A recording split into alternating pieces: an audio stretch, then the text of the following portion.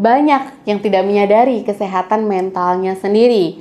Bisa jadi karena salah satunya aktivitas yang padat, sibuk bekerja, dan lain sebagainya. Yang ternyata kesehatan mentalnya sebenarnya sedang tidak baik-baik saja alias sedang terganggu. Misalnya saja kamu sedang mengalami stres. Yuk kita bahas di video ini 8 tanda kamu sedang mengalami stres.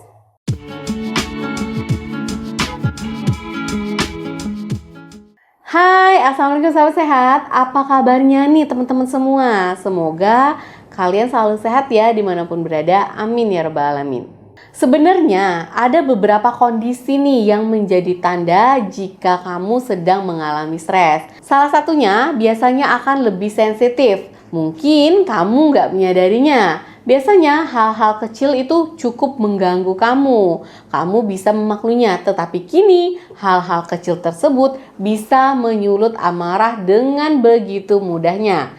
Bahkan kamu juga lebih sering nih melampiaskan amarah tersebut kepada orang-orang terdekat. Nah, apabila hal ini terjadi, jelas ya menggambarkan bahwa kamu sedang mengalami suatu stres dan terganggu nih stabilitas emosinya. Perlu berhati-hati jika sudah menunjukkan gejala stres ini ya, karena bisa jadi kamu justru menyakiti perasaan orang lain hanya demi melampiaskan amarah yang sebenarnya tidak ada kaitannya dengan orang tersebut. Nah, sebaiknya mengontrol diri dalam keadaan seperti ini. Ini memang merupakan tantangan yang cukup sulit, namun harus dilakukan.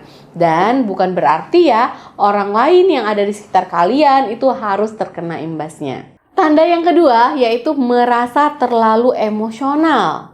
Biasanya pada saat senggang nih, kamu mungkin sering nih mengikul banyak beban pikiran dan juga masalah yang mungkin gak bisa kamu ceritakan dengan orang lain. Lama-kelamaan beban pikiran tersebut turun ke perasaan dan membuat kamu menjadi lebih emosional. Masalahnya banyak yang menganggap kondisi ini adalah hal yang normal terjadi. Dan mungkin kamu hanya merasa sedang rapuh saja sehingga merasa emosional adalah hal yang wajar. Padahal ya teman-teman, hal ini bisa jadi salah satu tanda stres yang tidak kamu sadari. Jika dibiarkan berlarut-larut, hal tersebut bisa menjadi cikal bakal gangguan kesehatan mental dan emosional yang berkepanjangan.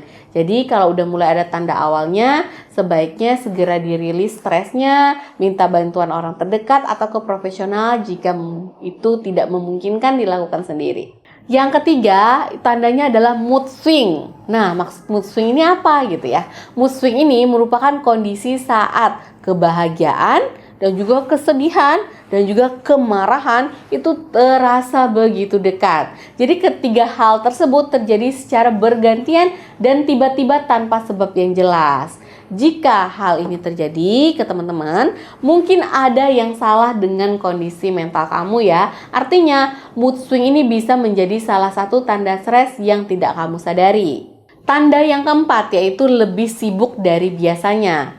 Saat mendadak ingin menjadi lebih sibuk nih, padahal nggak ada sebenarnya pekerjaan penting yang harus dikerjakan. Itu juga merupakan salah satu tanda stres. Dan kesibukan itu adalah upaya yang kamu lakukan untuk menghindarinya atau mengalihkan nih pikiran yang fokus ke hal-hal lain gitu ya. Hal tersebut mungkin bisa menjadi jalan pintas sesaat nih untuk mencegah stres yang sedang kamu alami. Tetap ya teman-teman, kalau terlalu sibuk itu justru bisa mendatangkan stres baru dan juga gangguan emosional. Langsung segera beritahukan support system kalian, orang terdekat kalian, dan juga minta bantuan profesional ya teman-teman kalau memang tidak bisa merilisnya. Tanda yang kelima yaitu merasa hilang arah dan juga tujuan hidup. Nah, stres memang terkadang membuat kamu merasa hilang arah dan tujuan. Apabila sudah terjadi tanda stres seperti ini, itu harus diwaspadai sebelum menjadi semakin parah. Saat kamu merasa arah dan tujuan hidup kamu itu hilang, sirna, ataupun kebahagiaan itu merasa kayaknya kok jalan hidup nih sedih-sedih aja gitu ya, nggak ada happy-happynya. maka kamu harus waspada. Contohnya nih, saat kalian gagal meraih suatu hal yang selama ini memicu semangat kalian dalam menjalani hari nih, bisa jadi semangat tersebut ikut lenyap atau hilang seiring dengan kegagalan tersebut. Kalau udah ada tanda seperti itu, segera hubungi profesional ya teman-teman. Tanda yang keenam, yaitu selalu ingin memegang kendali. Tanda atau gejala stres lain yang juga kerap terjadi adalah terobsesi untuk mengendalikan segala sesuatu, termasuk hal-hal yang sebenarnya bukan ada pada kendali kamu. Misalkan, kamu berusaha sebagaimana mungkin kamu mengubah semua hal menjadi seperti yang kamu inginkan. Itu kan sebenarnya perbuatan yang tidak boleh ya teman-teman. Untuk mengatasi gejala tersebut, sebaiknya kamu berusaha untuk menerima realitas dan fokuslah pada hal-hal yang ada di dalam diri kamu sendiri. Karena tanda yang keenam ini juga bisa mengganggu hubungan kalian nih secara sosial dengan orang-orang yang kalian ingin memegang kendali nih dalam hidupnya. Padahal itu nggak boleh gitu ya, tetap fokus pada diri sendiri. Yang ketujuh, tandanya itu adalah isolasi diri. Tanda stres lain yang juga perlu diwaspadai adalah menghindari orang lain, bahkan orang terdekat, dan memilih untuk mengisolasi diri. Ini artinya kamu memilih untuk mengurung diri dan tidak mau bertemu dengan orang lain. Mungkin kamu berpikir cara tersebut dapat membantu mengatasi stres yang sedang kamu alami. Padahal sebenarnya ya, hal ini bisa berpotensi membuat semakin stres. Kok bisa nih dok? Kenapa gitu ya? Karena pada saat itu kamu justru hidup dengan pikiran-pikiran yang negatif yang cenderung muncul pada saat sedang stres.